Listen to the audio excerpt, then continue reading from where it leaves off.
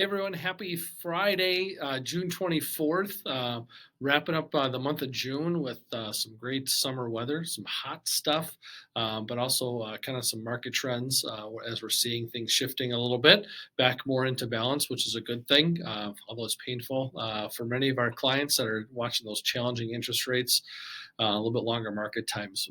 Wanted to share with you 6 questions about building a home. Some of those questions that you should ask before you're building a home or while you're in process, before you sign on the dotted line.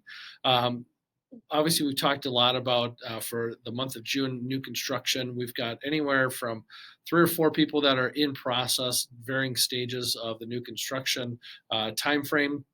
And we've asked these questions all the way along with all of them. So the first question that we usually will lead off with, number one, would be: is there anything that you could find an existing home where you that would satisfy your needs before you advise or start the building process? And we like to look at the existing because it gives people a perspective on what they like, what they don't like, location, and oftentimes when you're looking at an existing home, even though it is used, I guess is one term, that it's actually been broken in. So they might be able to find something that's newer, that's more of an established neighborhood, and they've also probably invested more into the landscaping, the drapes and uh, decorations, the yard, all that kind of stuff. So looking at existing homes certainly will streamline the process. You might be able to find something good value that's a good fit for your needs.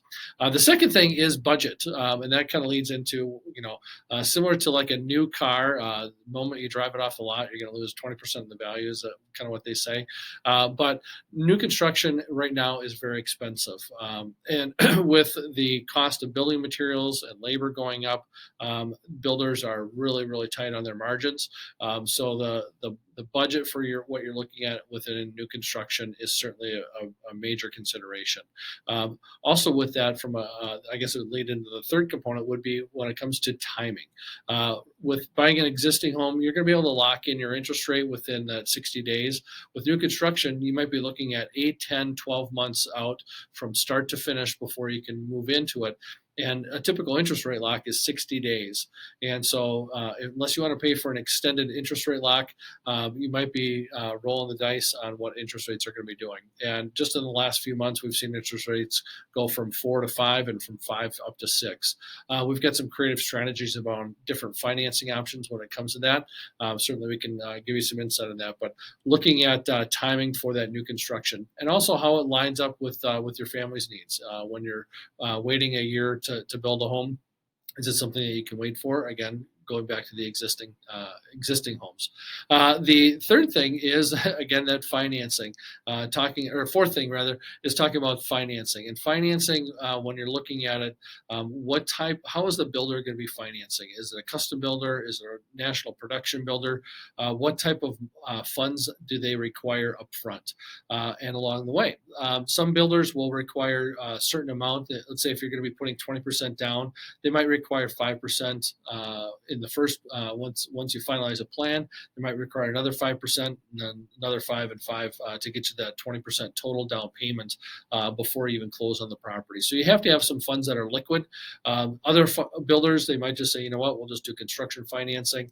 Different banks and mortgage people have varying rates when it comes to borrowing and how they do draws and paying those contractors along the way. So that's certainly a different component.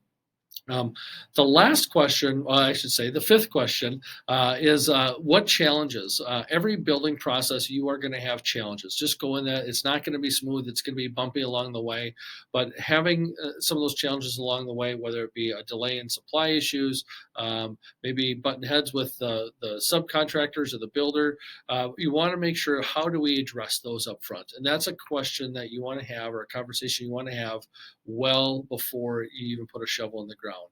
Make sure you have clear communication lines with your primary go-to person along the way. I can't tell you how many conversations we've had, and it was too little, too late, and it just left a bad taste in everyone's mouth. It just wasn't a fun process where it should be a lot more fun when you're building a home. The last and final sixth question is talking about representation. And again, we work with many clients over the years, working with them on helping navigate the construction process. Many builders will say, oh, you don't need a realtor to represent you. We can take care of that. And I just laid out five complex challenges that you can run into along the way. And having representation and having someone hold your hand through the process, it's so much more complex than dealing with an existing transaction. I can't imagine going through a new construction process without that. So you want to have someone that's going to be by your side and be able to advocate and also have that perspective along the way. So we are happy to help out with that. Builders will factor in compensation for a realtor into their new construction packages. So that cost is rolled in there. So we're able to help you along the way and work with you on the representation with that too. So wishing you a great weekend. Any questions when it comes to building a home or buying a home or something existing, certainly reach out to us. We're happy to help. Take care. Have a great day.